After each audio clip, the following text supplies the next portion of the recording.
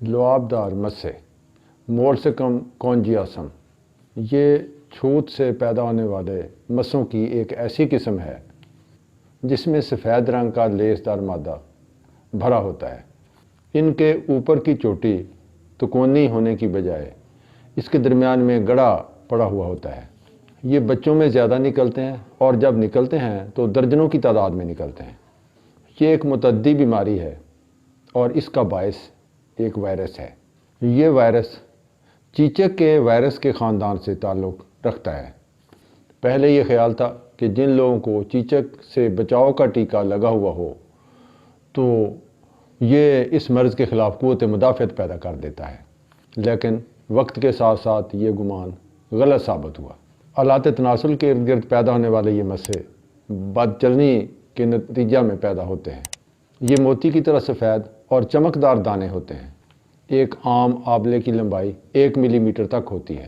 اس مرض کا وائرس مشابہت کے لحاظ سے لاکڑا کاکڑا اور چیچک کے آبلوں جیسی مشابہت رکھتا ہے۔ ان دانوں میں آبلوں کی مانند رطوبت ہوتی ہے۔ اگر ان پر کوئی چوٹ لگے یا قوت مدافعت کمزور ہو تو پھر ان میں پی پڑ جاتی ہے اور اس کے اوپر چھلکے آتے ہیں اور آبلے کی حیت ختم ہو جاتی ہے۔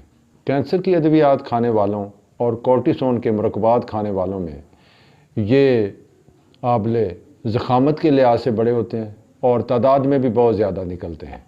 ان دانوں کی تعداد اور بیماری کا عرصہ آب و ہوا سے تعلق رکھتا ہے۔ جسم کا کوئی بھی حصہ ان سے محفوظ نہیں ہے۔ عام حالات میں 6 ماہ سے لے کر 9 ماہ تک کے عرصہ میں یہ خود بخود ہی آہستہ آہستہ ختم ہو جاتے ہیں، لیکن ایسے مریض بھی دیکھے گئے ہیں جن میں یہ دانے 5 سال تک قائم رہے ہیں۔